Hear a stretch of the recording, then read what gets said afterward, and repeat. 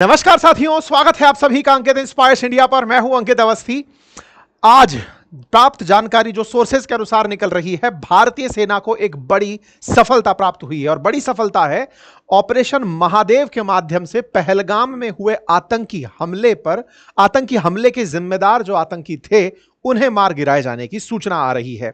लंबे समय से जब से यह हमला हुआ उसके बाद से लगातार इन आतंकियों की तलाश जारी थी और इन आतंकियों की तलाश के लिए तमाम तरह के प्रयास किए जा रहे थे। तमाम तरह के प्रयासों में फिलहाल ऑपरेशन महादेव शुरू हुआ, जिसके तहत 3 आतंकियों को श्रीनगर के अंदर मारा जा चुका है। प्राप्त जानकारियां इस तरह से मीडिया के ऊपर तैर रही हैं और इन जानकारियों में सोर्सेज के हवाले से कहा जा रहा है। कुछ जगह पर सोर्सेज अपने आप को कंफर्म कर रहे हैं और कई जगह पर न्यूज अपने आप में सोर्सेज लिख रही हैं कि यहां पर जो आतंकी सुलेमान शाह, उसके मारे जाने की खबर आ रही है। सुलेमान शाह के मारे जाने की खबर के बाद एक और अपडेट आपके साथ में है और वो ये कि जिस समय आप ये सेशन सुन रहे हैं, इस समय यानी कि मध्य रात्रि के लगभग इस समय हमारे संसद के अंदर ऑपरेशन सिंदूर पर चर्चा चल रही है। आप सभी को ध्यान होगा कि भारत के अंदर मानसून सत्र संसद में चल रहा है और मानसून सत्र में ऑपरेशन सिंदूर पर 16 घंटे की चर्चा का सरकार के द्वारा प्रस्ताव रखा गया है, जिसमें सरकार के द्वारा अपनी बातें कही जा रही हैं और अपोजिशन द्वारा सवाल किए जा रहे हैं। ऑपरेशन सिंदूर से जुड़ी इन दोनों ही बातों को आज मैं आपके सामने रखने जा रहा हूं। साथियों, 3 पाकिस्तानी आतंकियों के ढेर होने की खबर ऐसे समय पर आई जिस समय पर संसद में ऑपरेशन सिंदूर पर ही चर्चा चल रही थी। आप सभी को ज्ञात होगा कि 22 अप्रैल के दिन भारत में जो आतंकी हमला हुआ था, उस आतंकी हमले में जो आतंकी थे उन्हें मारने को लेकर के या फिर उन्हें पकड़ने को लेकर के तमाम तरह के सुरक्षा प्रयास चल रहे थे। लेकिन आज सुबह जब ऑपरेशन महादेव का अपडेट चिनार कॉर्प्स के द्वारा आया, उसी समय यह सुगबुगाहट लगना शुरू हो गई थी कि कुछ बड़ा अचीवमेंट होने जा रहा है। आज कोइंसिडेंस ही है कि सावन का सोमवार है और सोमवार महादेव और ऑपरेशन महादेव, ये कुछ इस तरह का संयोग है कि इस नाम से 3 पाकिस्तानी आतंकियों के ढेर होने की खबर आती है। न्यूज एजेंसी पीटीआई के अनुसार तो सेना के अधिकारियों ने इसकी पुष्टि कर दी है कि इसमें मारा गया आतंकी हासिम मूसा ही था। इसके अलावा जो अन्य आतंकियों की पहचान की गई है, उनमें से एक आतंकी जो सोनमर्ग में सुरंग प्रोजेक्ट पर हमला हुआ था, उसमें से शामिल हुआ आतंकी बताया जा रहा है। आतंकियों के पास अमेरिकी M4 carbene, AK-47, 17 rifles, grenade, ये कुछ संदिग्ध सामान मिले हैं और ऑपरेशन सेना जो है वो संभवतः कल इस विषय के ऊपर और विस्तार से जानकारी दे देगी। सुबह 11 बजे जब सेना के द्वारा यह जानकारी दी गई थी कि लिडवास में कोई सर्च ऑपरेशन चल रहा है, उसके बाद फायरिंग की आवाजें सुनाई दी और ये तस्वीरें निकल कर आई जो हमने आपके लिए ब्लर कर दी हैं। आज सुबह जब सोशल मीडिया पर इस तरह की सुगबुगाहट तेज हुई तो चिनार कॉर्प्स जो इंडियन आर्मी की वो शाखा है, जो कि ये कॉर्प्स 15 है, जिसके अंतर्गत कहा जाता है कि भारतीय सेना का ये वो भाग है जो श्रीनगर में है और ये कश्मीर घाटी के अंदर जितने भी मिलिट्री ऑपरेशंस अभी तक हुए हैं उन सभी के अंदर पार्टिसिपेट की है। कहा जा रहा है कि इनको लिडवास क्षेत्र के अंदर कुछ ऐसे सुराग मिले हैं कि वहां पर आतंकी हैं। सुबह 12:30 बजे के आसपास, दोपहर 12:30 बजे के आसपास यह खबर सबसे पहले एक तस्वीर के माध्यम से आती है। उसके बाद में अपडेट आता है ऑपरेशन महादेव अपडेट और लिखा आता है 3 terrorist have been neutralized in an intense fire fight, operation continues. यह बात जैसे ही आती है तब तक लगभग 1:30 बज चुका होता है। हर व्यक्ति यह जानने के लिए तैयार होता है कि बताइए कौन था वो जिसे मारा गया। तस्वीरें निकल कर आती हैं एक ऐसे टेंट के अंदर लेटे हुए 3 आतंकियों की और उनके साथ बरामद हुए कुछ इस तरह से रखे ग्रेनेड्स की तस्वीरें आती हैं। साथ में अमेरिकी कार्बाइन, AK-47 और 17 राइफल ग्रेनेड भी मिलने की बात आती है। साथियों, ये जो तस्वीरें बाहर निकलकर आई तब से लेकर अब तक कंफर्मेशन नहीं आया है पुख्ता रूप से।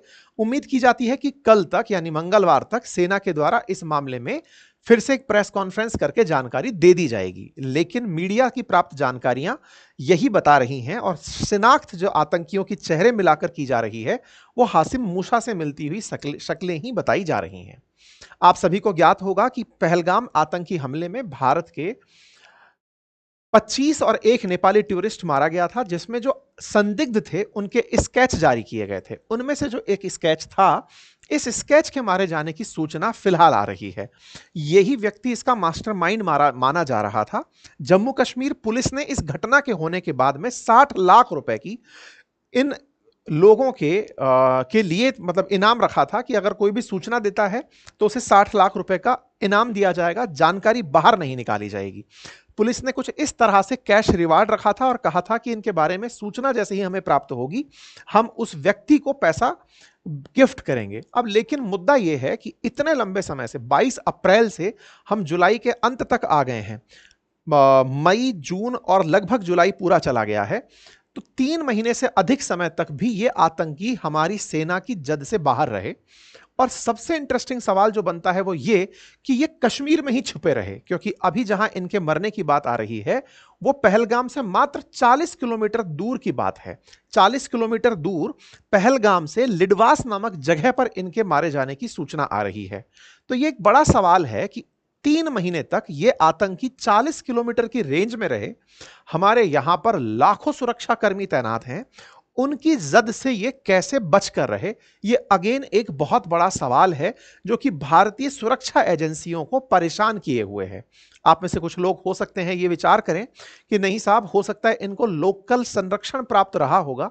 देखिए, भारत की सुरक्षा एजेंसीज इन सभी तमाम प्रयासों को, आप और हम जिन्हें कैमरे के इस पार उस पार बैठ के चर्चा करते हैं, वो उन सभी चीजों से अभ्यस्त होते हैं कि कौन हैंडलर हो सकता है, कहां हाइड हो सकता है, कहां कौन किस तरह से हो सकता है। वो सभी जगह पर, संदिग्ध जगहों पर लगातार रेड कर रहे होते हैं। उसके बावजूद भी अगर ये 3 महीने तक इस पूरे क्षेत्र में बैठा रहा तो ये एक बड़ा सवाल है कि ये कैसे संभव हुआ और हमारी सुरक्षा एजेंसीज उसे कैसे नहीं पकड़ पाई।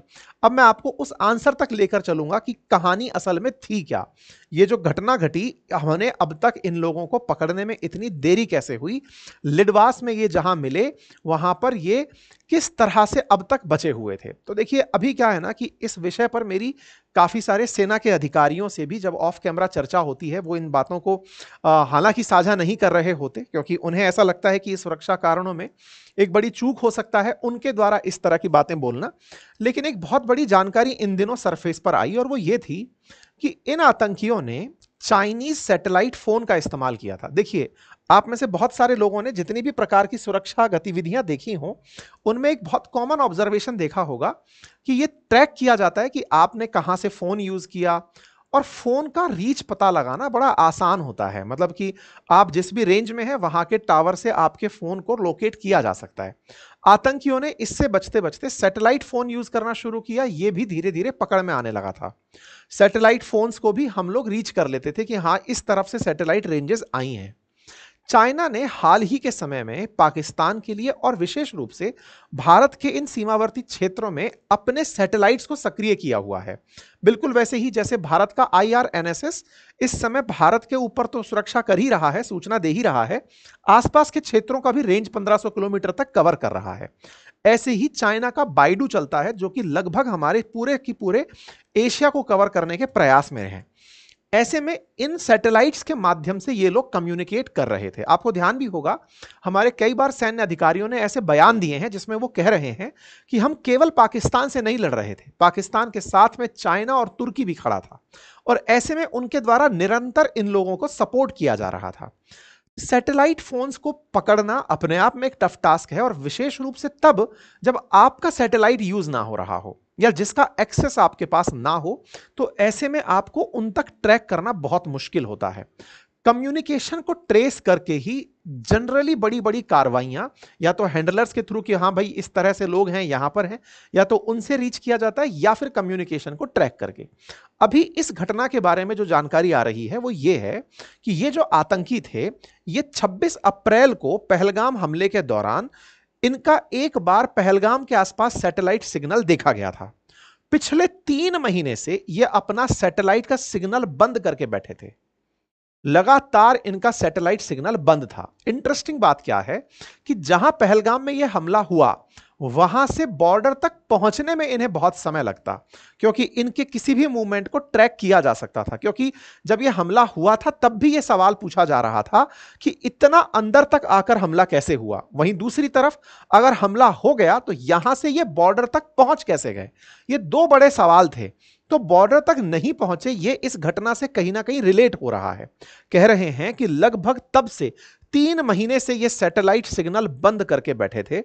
अभी आज के दिन मतलब शनिवार के दिन असल में इनका सिग्नल ट्रैक हुआ पहली बार दोबारा उस घटना के बाद, और जैसे ही सिग्नल रीच में आया कि हां कुछ सिग्नल जा रहे हैं सैटेलाइट के, उसके बाद तुरंत सुरक्षा एजेंसी सक्रिय हो गई। और ये चूंकि श्रीनगर के नजदीक था और श्रीनगर शहर से जो पहाड़ियां दिखती हैं उन्हें महादेव पहाड़ियां कहा जाता है, और महादेव पहाड़ियों से इसका नाम ऑपरेशन महादेव पड़ गया है। ठीक है, हालांकि कोइंसिडेंस है कि जिस दिन यह घटना हुई है उस दिन सोमवार चल रहा है। आज हमारे मतलब सावन के सोमवार में महादेव का विशेष महात्म्य है, ऐसे में ऑपरेशन महादेव से ये थोड़ा रिजेंबल भी कर गया है। ठीक है, इस ऑपरेशन में खास बातें जो थी वो ये कि भारत सरकार के द्वारा या भारत के द्वारा निर्मित ड्रोन और रडार का ही इस पूरी घटना के अंदर यूज किया जा रहा था। लगातार इन सब पर नजर बनाया जा रहा था। इस बात को आप इस तरह से भी समझकर देखिए कि यह घटना जितनी बड़ी है, उस बड़ी घटना के साथ साथ हमारी सुरक्षा एजेंसीज की चुनौतियों को भी आप इस घटना में महसूस कर सकते हैं। आप पर जब लगातार यह प्रेशर आ रहा हो कि इस पहलगाम आतंकी हमले के बाद आप पड़ोसी मुल्क में घुसकर आतंकियों के लॉन्च पैड को तबाह करके आ गए, लेकिन अपने ही देश में बैठे हुए आतंकियों को आप नहीं पकड़ पा रहे हैं, हमारे ही देश में हमला करके वो कहीं छुपे बैठे हैं, तो विचार करिए कि सुरक्षा एजेंसियों पर कितना प्रेशर रहा होगा। कई बार इस तरह की फर्जी अफवाहें भी फैलाई जाने का प्रयास हुआ कि सेना किसी को भी मारकर यह कह देगी कि हमने उनको न्यूट्रलाइज कर दिया। जी नहीं, हमारी सेना जिम्मेदार सेना है और इस पूरे जिम्मेदारी को उसने बहुत बखूबी निभाया तब तक जब तक उस जिम्मेदार को ही ना मारा गया हो। और इंटरेस्टिंग फैक्ट यह है कि आज दोपहर से लेकर अब तक भी सोर्सेज के माध्यम से खबर जरूर आ रही है, सेना जब तक फुल प्रूफ कंफर्म नहीं हो जाएगी कि हां ये वही थे तब तक वो अपना स्टेटमेंट नहीं देगी। सेना की तरफ से या फिर पुलिस की तरफ से लोगों से पूछा भी गया, आईजीपी कश्मीर से ये पूछा गया कि साहब ये जो हुआ ये क्या था, क्या, तो इन्होंने अपनी तरफ से बोला कि अभी हम इन्फॉर्म करेंगे। इवन जो यहां पर लेफ्टिनेंट गवर्नर साहब बैठे हुए हैं मनोज सिन्हा जी, उनसे पूछा गया कि साहब ये क्या था, इन्होंने कहा कि निश्चित ही 3 पाकिस्तानी आतंकी मारे गए हैं, लेकिन इसके ऊपर अभी और डिटेल जानकारी सेना देगी। मतलब जिम्मेदारी को आप समझिए, ऑपरेशन सिंदूर हमने किया उस अज्ञात आदमी पर जिसने हमारे देश में आतंक फैलाया, और जब वो छुप कर बैठा था तो उसे ऑपरेशन महादेव ने अपने साथ में पकड़ लिया। कुल मिलाकर आतंकियों के लिए सिंदूर हो या महादेव दोनों ही बड़े भारी पड़े, और लोग इस बात की फिलहाल चर्चा भी कर रहे हैं। ऑपरेशन सिंदूर होता है पहलगाम के अंदर, और ये मतलब जो घटना घटी थी वो मैंने आपको बताया कि पहलगाम के हमले के विरोध में थी। आज हमारी संसद में इस बात पर बहस शुरू हुई। ऑपरेशन सिंदूर से उठे तमाम प्रकार के प्रश्न, फिर चाहे बार बार ट्रंप का यह कहना हो कि सीज फायर मैंने कराया हो, या फिर अपोजिशन का बार बार यह सवाल पूछना कि कितने विमान गिरे बताते क्यों नहीं हो, या फिर पाकिस्तान का अपनी तरफ से यह क्लेम करना कि हमने भारत के इतने विमान मार गिराए थे। आज भारत की संसद में इस पर विस्तृत चर्चा प्रस्तावित हुई। यहां पर एक बहुत ही इंपॉर्टेंट तथ्य आप लोगों को यह जानना जरूरी है कि लगातार इस घटना से पूर्व जब ऑपरेशन सिंदूर हुआ और आज का जो ये दिन मतलब संसद में शुरू हुआ, इस बीच में लगातार ये मांग उठाई जाती रही थी कि कब सरकार ऑपरेशन सिंदूर पर बोलेगी। फाइनली बिजनेस एडवाइजरी कमेटी द्वारा तय हुआ कि आज के दिन हम ऑपरेशन सिंदूर पर जितने भी प्रकार के प्रश्न हैं सबका जवाब देंगे, और यह प्रश्न ऐसी जगह पर जवाब दिया जा रहा था, मानसून सत्र है, संसद के अंदर जवाब दिया जा रहा है, तो आप इन जवाबों को बहुत ही क्रेडिबल मान सकते हैं, क्योंकि यहां पर कोई भी आप तथ्यात्मक त्रुटि वाला जवाब नहीं दे सकते। ऐसे में राजनाथ सिंह जी के द्वारा संसदन को संबोधित करना शुरू हुआ, अपनी तरफ से बताना शुरू हुआ। किरण रिजिजू जी जो संसदीय कार्य मंत्री हैं, उन्होंने अपनी तरफ से कहा कि भाई हम सब लोग मिलकर के तय किए कि हम लोग इस पर चर्चा करेंगे, अब हम इस पर चर्चा शुरू करते हैं। हालांकि इसके शुरू होने से, कार्यवाही के शुरू होने से जस्ट शुरू होते ही थोड़े दिन के लिए संसद प्रभावित रही, क्योंकि बिहार का जो SIR वाला जो मामला है वो मामला काफी हाईलाइटेड रहा, लेकिन उसके बाद में फिर इस विषय पर चर्चा शुरू हुई। विपक्ष की तरफ से इस बीच में कई बार ऐसे मौके आए जब पर टोका टाकी हुई, जहां पर सवाल पूछे गए। इस बीच में राजनाथ सिंह जी ने पूरी तरह से अपनी बात को रखते हुए कहा कि हमने आतंकियों को उनके परिणाम तक पहुंचाया, हमने अपना कुछ नुकसान नहीं किया, और जब हम परीक्षा देने जाते हैं तो पेंसिल टूटती है। यह बिल्कुल वैसी ही पहेली थी जैसे हमारे सेना के अधिकारियों द्वारा उस समय कहा गया था कि जब संघर्ष होगा तो संघर्ष के दौरान हमारे पायलट सुरक्षित हैं, हम बस इस पर जवाब दे सकते हैं। हमने अपनी तरफ से कहा कि हां नुकसान होता है, तो हमने उस पर अभी भी फिलहाल तक जवाब नहीं दिया है। खैर, ऑपरेशन सिंदूर के मामले में राजनाथ सिंह जी ने अपनी तरफ से साफ कहा कि क्या हमने बदला लिया? आंसर है हां।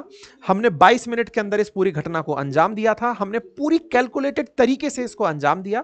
और साथ में उन्होंने यह भी अपनी तरफ से कहना बिल्कुल मुनासिब समझा कि भारत इस तरह की घटनाओं को अब आगे से बर्दाश्त नहीं करेगा। ऑपरेशन सिंदूर स्थगित हुआ है, बंद नहीं हुआ है। आतंक के खिलाफ भारत अब और सजग रूप से कार्य करता रहेगा।